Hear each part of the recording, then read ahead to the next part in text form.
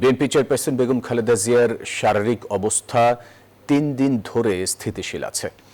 Medical board green signal দিলেই বিদেশে নেওয়া হবে বলে জানিয়েছেন তার ব্যক্তিগত চিকিৎসক ও বিএনপির স্থায়ী কমিটির সদস্য ডক্টর AZM জাহিদ হোসেন। রাতে রাজধানীর বসুন্ধরায় অবস্থিত এভারকেয়ার হাসপাতালে বেগম খালেদা জিয়ার সবশেষ অবস্থা এবং চিকিৎসার বিষয় নিয়ে সাংবাদিকদের সঙ্গে ব্রিফিংয়ে এসব কথা জানিয়েছেন তিনি। এর আগেও চিকিৎসার জন্য হাসপাতালে যেতে হয়েছে তিনবারের প্রধানমন্ত্রী ও বিএনপি চেয়ারপারসন বেগম খালেদা জিয়াকে। কখনো হয়েছে সাধারণ স্বাস্থ্য পরীক্ষা, কখনো 2-1 দিন থেকে ছেড়েছেন হাসপাতাল। তবে এবারের হাসপাতালে আসাটা অনেক বেশি উদ্বেগ উৎকণ্ঠার। দেশি বিদেশি চিকিৎসকদের নিয়ে বসেছে মেডিকেল বোর্ড। একঝাঁক রোগের ধকল নিয়ে হাসপাতালে নিবিড় পর্যবেক্ষণে খালেদা জিয়া, আর বাইরেও যেন অপেক্ষা শেষ হয় না নেতাকর্মী শুভাকাঙ্ক্ষীদের।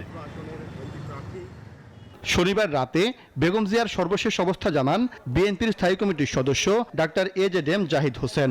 ওনার অবস্থা গত 3 দিন 27, 28, আজকে 29 তারিখ, আলহামদুলিল্লাহ ওনার অবস্থা একই পর্যায়ে আছে এবং এটাকে আমরা ডাক্তারি ভাষায় যদি বলি অর্থাৎ শি ইজ মেনটেইনিং দি ট্রিটমেন্ট, অর্থাৎ চিকিৎসকরা যে চিকিৎসা দিচ্ছে এই চিকিৎসা উনি গ্রহণ করতে পারছেন। কাজে এই চিকিৎসা যাতে উনি গ্রহণ করে সুস্থ হয়ে যেতে পারেন সেই জন্য আপনারা সবাই দোয়া করবেন।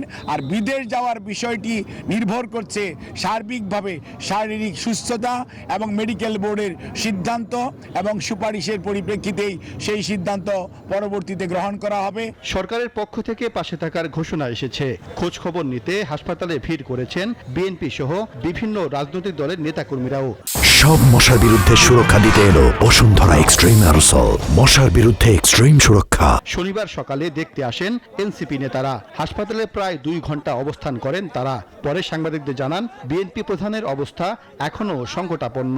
ওনার শারীরিক অবস্থা ক্রিটিক্যাল, তবে স্থিতিশীল আছেন, উনি এখনো ফাইট করছেন। প্রত্যেকটা দলের মানুষ ওনার জন্য দোয়া করছেন, উনি যেন দ্রুত সুস্থ হয়ে ওঠেন এবং ফ্যাসিস্ট খুনি হাসিনার ফাঁসি যেন উনি দেখে যেতে পারেন। আমাদের একমাত্র একটাই, সেটা হলো দোয়া ছাড়া আমাদের কাছে কোনো কিছু নেই। এখন বিদেশে নেওয়াটা এখনই নেওয়া যাবে না সম্ভবত, মানে ফ্লাই করবার জন্য যে স্টেবল কন্ডিশন দরকার ওইটা হয়নি।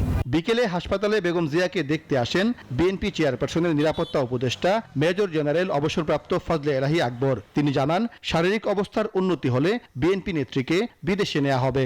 বিদেশে নেওয়ার মতন শারীরিক অবস্থা এখনো হয় নাই, হলে তখন বিবেচনা করা হবে ওনাকে কোথায় নেওয়া হবে।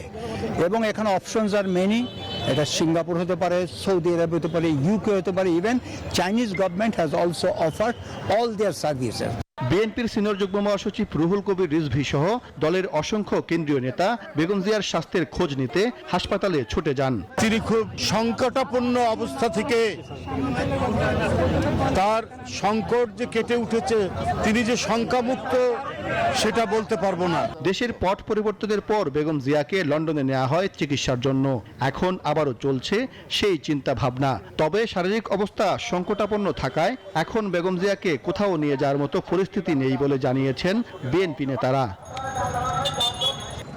2018 সালে কারাগারে যাওয়ার পর নানা রোগে আক্রান্ত হন বিএনপি চেয়ারপারসন বেগম খালেদা জিয়া। এরপর অসংখ্যবার হাসপাতালে ভর্তি হন তিনি।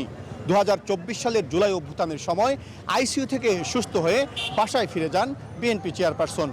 নেতাকর্মীদের প্রত্যাশা এবারও সংকটাপন্ন অবস্থা থেকে হাসিমুখে বাড়ি ফিরবেন তিনি। সাইফুল ইসলাম, নিউজ 24, ঢাকা।